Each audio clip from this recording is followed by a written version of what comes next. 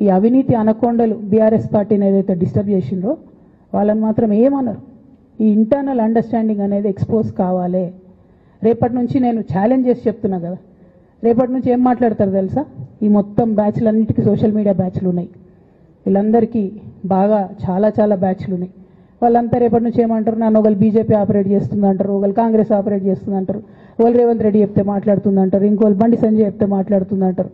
ఖబర్దార్ బిడ్డ, నేను ఎవరు చెప్తే ఆడేటటువంటి తోలుబొమ్మని కాదు. నాది నాది నాది నాది కేసీఆర్ బ్లడ్, నాది తెలంగాణ బ్లడ్. ఇండిపెండెంట్గా నేను అనుకున్న విషయాన్ని చెప్తున్నాను.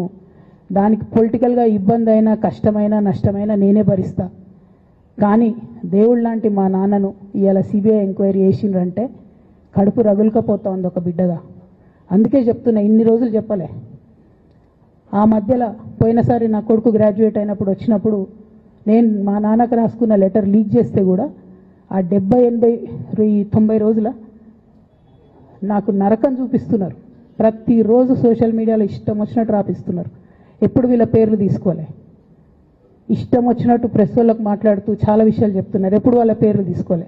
ఇలా తీసుకుంటున్నా, ఎందుకంటే విషయం నాది కాదు. ఇది తెలంగాణ పరువు ప్రతిష్టకు సంబంధించిన విషయం.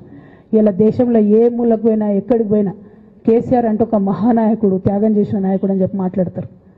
రేపటి నుంచి ఏం మాట్లాడతారు? సిబిఐ ఎంక్వైరీ చేస్తే ఏం మాట్లాడతారు? కేసీఆర్ అంటే సిబిఐ కేసు అంటారు. మా నాన్న పరువు పోతే నాకా బాధ, మీకా? మీకు పైసలు కావాలి కదా, మీకు పేరుతోనేం పని?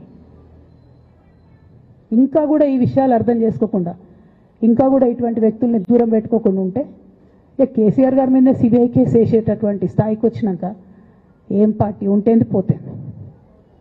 బీఆర్ఎస్ పార్టీ నాయకులు నన్ను తిట్టుకున్నా సరే, లోకల్ బాడీ ఎన్నికలలో నాకు నష్టం జరుగుతుంది అనుకున్నా సరే, మా నాన్న మీద సిబిఐ ఎంక్వైరీ పడ్డాక ఏముంది? తొక్కల ఎలక్షన్ ఒకటి గెలుస్తారు, ఒకటి ఓడిపోతారు. అసలు ఓడిపోయే పరిస్థితి ఎట్లా వచ్చింది? ఇటువంటి దుర్మార్గుల వల్ల కాదా వచ్చింది? ఆలోచన చేసుకోవాలి కదా. అంటే నా దగ్గర పైసలు ఉన్నాయి, టీవీలు ఉన్నాయి, సోషల్ మీడియాలు ఉన్నాయి, ఏటు పడితే అటు మాట్లాడతామంటే తోలు తీస్తాం చెప్తున్నా నేను. గీత గీసుకుంటాం బిడ్డ. మీరు ఒక్క కమెంట్ పెడితే మేము 10 చేస్తాం. ఏది పడితే అది మాట్లాడచ్చు సోషల్ మీడియాలో అనుకుంటూ చూసుకుంటూ ఊరుకుంటున్నా. Subscribe us and press the bell icon for more interesting updates.